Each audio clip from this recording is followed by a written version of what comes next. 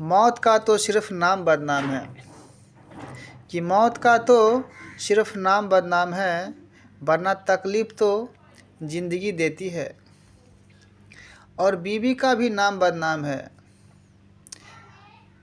और बीवी का भी नाम बदनाम है, वरना तकलीफ़ में सिर्फ बीवी ही साथ देती है। Welcome back to Bimal Sarji YouTube channel. This is question number 6, exercise 10.4, vectors chapter, Vedant Excel in optional mathematics class 10. Class 9 OPT mathematics books को पुरै सल्युसन्स www.bimalsarji.blogspot.com यो वेबसाइटमा छ, गएर हेर्नुहोला। भिडियो क्वालिटी राम्रो स्पष्टमा हेर्नु छ भने हाइएस्ट रेजोल्युसन 720 पिक्सलमा हेर्नुहोला। अनि तपाईहरुमध्ये कतिजनाले गुगलमा विमल सर मात्र लेखेर सर्च गर्नुभएको छ। विमल सर मात्र लेखेर सर्च गर्दा यो विमल सरजी युट्युब च्यानलको नाम टप लिस्टमा फर्स्ट लिस्टमा आउँछ कि आउँदैन एकचोटि अवश्य कन्फर्म गर्नुहोला। र यो युट्युब च्यानलको एउटा भाइरल भिडियो छ, 3 लाख जति भ्युज छ है। एकचोटि हेर्नुहोला। तपाईहरुको बालबालिकाहरूले तपाईहरुले जुन मन पराइदिनु भएको छ, त्यही भएर मैले विभिन्न टपिक्सहरुमा मैले सर्ट स्पिचहरु लेखिदिएको छु ल। सिम्पल एन्ड इजी वेमा गएर हेर्नुहोला। विमल सर सर्ट स्पिच भनेर सर्च गर्दा पनि आउँछ प्लेलिस्ट ल। क्वेशन अब हाम्रो यहाँ के छ भने 6 नम्बरमा prove vectorially that the angles at semicircle is right angle है। सेमी सर्किल वाला अब यहाँ हामीले सेमी सर्किल बनाउनु पर्छ। यता मलाई त स्पेस माथि बनाइदिन्छु ल, तपाईहरु फिगर राम्ररी छेउमा बनाउनु पर्छ ल, बगलमा।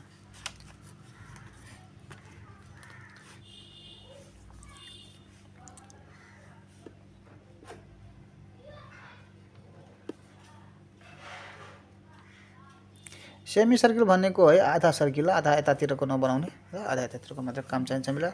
सेन्टर भनेको त हाम्रो है यही सेन्टर हो। यहीँबाट हामीले कम्पासले यसरी ड्राइङ गऱ्यो भने माथिको यो लाइनको माथिको पार्टलाई भन्छ हामीहरूले आधा सर्किल। र फेरि यसलाई पुरा कम्प्लिट गर्ने पुरा सर्किल बन्छ। र यो जुन सेन्टरबाट पास गरेको यो हाम्रो डायमिटर हो है। अब यसमा हामीले के गर्ने हो त, एंगल्स एट सेमी सर्किल है। सेमी सर्किलमा मान्नुस् कि मैले यो पोइन्टमा है, यो पोइन्ट मैले कतैबाट लिन सक्छु, जहाँसुकै यहाँ कतै पनि लिन सक्छु। मैले यहाँ लिए, यहाँ लिइसकेपछि स्केलको मद्दतले तपाईले यसलाई जोइन गर्नुपर्छ। र जोइन गरेपछि यो जुन पोइन्ट छ नि यसलाई पनि हामीले जोइन गर्नुपर्छ। र यो जुन सेन्टर छ सेन्टरलाई पनि हामीले यसलाई जोडिदिनुस्। अनि यो त हाम्रो सेन्टर हो, यो पुरै डायमिटर हो। त सेन्टर र डायमिटरलाई के गर्छ, बाइसेक्ट गर्छ। मतलब यो रेडियस इज इक्वल टु यो रेडियस हुन्छ, दुई बराबर हुन्छ।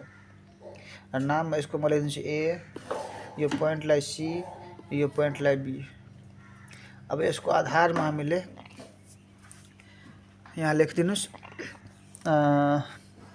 एट सेमी सर्किल त है। यहाँ late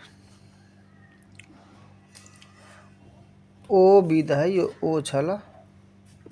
late O be the centre of semicircle. Semicircle ल। And A B be the diameter, and A B be a diameter, and यो ओसी इज जोइन ल। ओसीलाई के गरेको अझै यसमा है तपाईलाई यो लेखिदिनुस्, यो एंगल भयो। यसको नाम, यो एंगलको नाम के हो, एंगल एसीबी है। एंगल एसीबी जुन यसले भनेको छ नि एंगल एट सेमी सर्किल, त्यही एंगल हो ल। यसलाई के लेख्दिनुस् तपाईले, angle ACB. Angle ACB is an angle at है, इज एन एंगल छ, is the angle at semicircle, is an angle at semicircle. अनि यो ओसी लाई कन्स्ट्रक्सनमा है लेखिदिनुहोस् कि OC is joint, OC is joint ल। पेन्सिल पेन्सिल जो मम्मीले जो मम्मी देखायो तुम। र यहाँ चाहिँ कति टु प्रुभ ल टु प्रुभ त हामीले प्रुभ के गर्नुपर्छ यो जुन एङ्गल सेमी सर्कलमा 90 राइट एङ्गल भनेको 90 डिग्री प्रुभ गर्नु छ किनकि यो एङ्गल चाहिँ एसीबी इक्वल 90 डिग्री प्रुभ गर्नु छ है angle ACB is equal to 90 degree अर्थात् और भनेको है परपेन्डिकुलर हेरिदिनुस् एसी परपेन्डिकुलर सीबी ल त्यो प्रुभ गर्नु छ ल और लेख्दिन अनि प्रुफमा अब हामीले औरमा लेख्दाखेरि के हुन्छ नि यहाँबाट हामीले है फाइदा के हुन्छ हेर्नुस् त मैले मानु यो प्रुफ गर्नु छ मलाई त AC vector is perpendicular to मैले यो सीबी भेक्टर मैले लेख्थेँ ल यसको फाइदा के छ यसो लेख्नको यो कुरा प्रुफ गर्ने एउटै कुरो है और त्यही भएर और लेखिदिएको छु फाइदा के छ अब प्रुफमा हामीले जब भेक्टर ल है यहाँ भेक्टर ल है बाई युजिङ ट्रायङ्गल ल बाई युजिङ ट्रायङ्गल ल है ट्रायङ्गल ल सर्टकटमा है ट्रायङ्गल मैले लेखिदिएँ लङ्कटमा लेख्न सक्नुहुन्छ by using triangle of vector Edison अब मैले यो जुन एसी भेक्टर छ नि यो एसी भेक्टर यसैलाई हामीले टार्गेटमा एसी भेक्टर लेख्नु छ यहाँबाट यो एसी भेक्टरलाई अब हामीले यो एसी भेक्टर भनेको के हो त यो एसी भेक्टर एसी यतातिर डाइरेक्सन भनेको के हो AO vector plus OC vector AO vector plus OC vector equation 1 अनि यो केमा छ इन ट्रायङ्गल एओसी मा ल अनि त्यस्तै गरी सीबी भेक्टर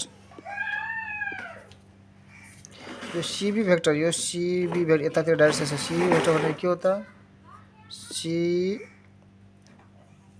यो सीबी भेक्टर ल यो सीबी भेक्टर भनेको के हो त यो सीबी हामीले लेख्छौँ यो सीबी भनेको CO plus O vector CO vector plus OB vector is equal to यो सीओ भेक्टरलाई हामीहरूले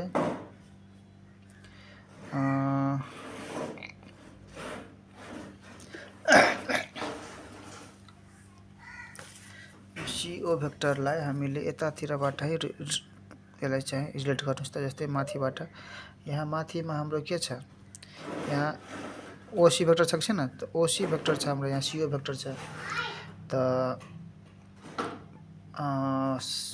यो सीओ भेक्टर हाम्रो जस्ताको त्यस्तै छ नि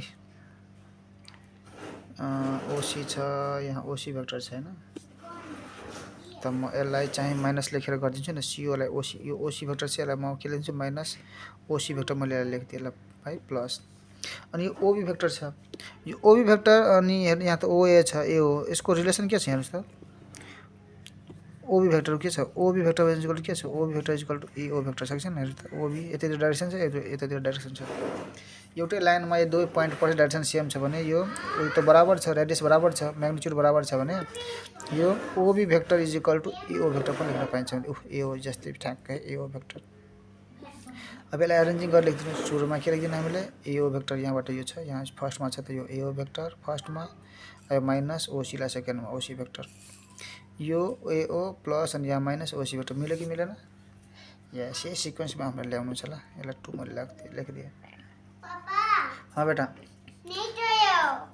पेन्सिल नै चले हो चले बेटा चले सिलले पेन्सिल यस्तो पेन्सिल चल्दैन रे यसको बहाना मात्रै छ है नपढ्ने धेरै बहाना छ जा लेखेर जा लेखे देखा जा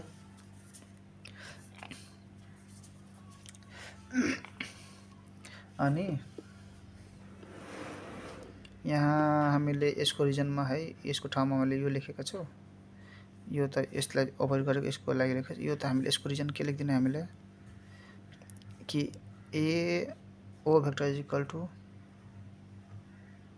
ओबी भेक्टर छ OB vector is equal to यो भेक्टर ल ओबी भेक्टर है A O is equal to OB ल अनि के छ रेडियस अफ सेम सर्कल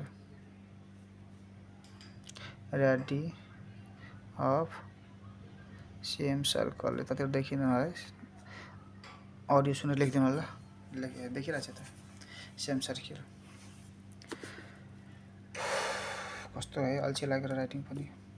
अनि डट प्रडक्ट अफ डट है डट प्रडक्ट अफ यो दुवैको डट प्रडक्ट ल यहाँ छ नि यसको डट प्रडक्ट अफ 1 and 2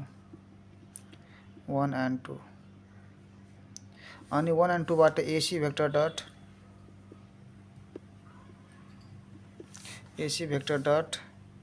यो CB भेक्टर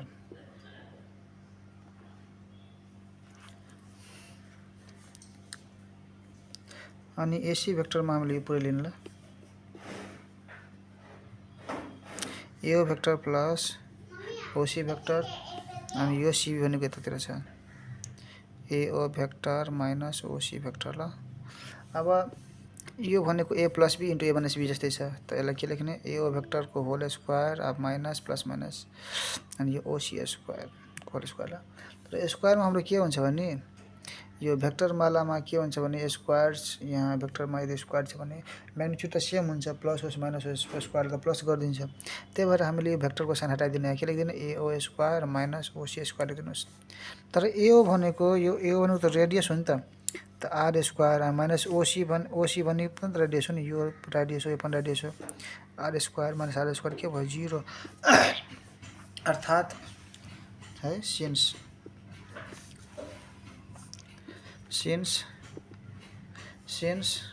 यो AC भेक्टर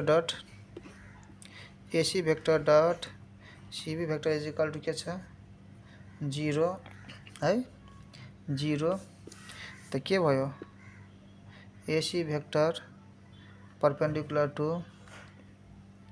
CB भेक्टर चाहे therefore angle ACB is equal to के भयो त 90 डिग्री प्रुभड ल। परपेंडिकुलर भयो भने यो परपेंडिकुलर भयो त एंगल यो त बन्छ नि यो एंगल बन्छ त 90 डिग्री भयो ल। त सल्युसन तपाईलाई कस्तो लाग्छ राम्रो लाग्छ कि लाग्दैन राम्रो लाग्छ भने लाइक गर्नुस् राम्रो लाग्दैन भने जो साथीलाई तपाईलाई लाग्छ तपाईको छिमेकीमा कोही 9-10 मा पढ्छ भने शेयर गरिदिनुस् किनभने 9-10 को विद्यार्थीहरुले ट्युसन कोचिङ केही पढ्नु पर्दैन म्याथको लागि। यदि मेरो युट्युब च्यानलमा मेरो सबै भिडियो हेर्यो भने सुरुदेखि अन्तसम्म ल किनभने तपाईहरुको कमेन्टहरुलाई म सधैँ हेर्छु तपाईहरु कमेन्टको रिप्लाई गर्न सकिरहेको छैन म टाइम निकालेर है रिप्लाई गर्छु तर तपाईहरु है जुन टाइम निकालेर है कमेन्ट गर्नुहुन्छ धेरै खुसी लाग्छ ल।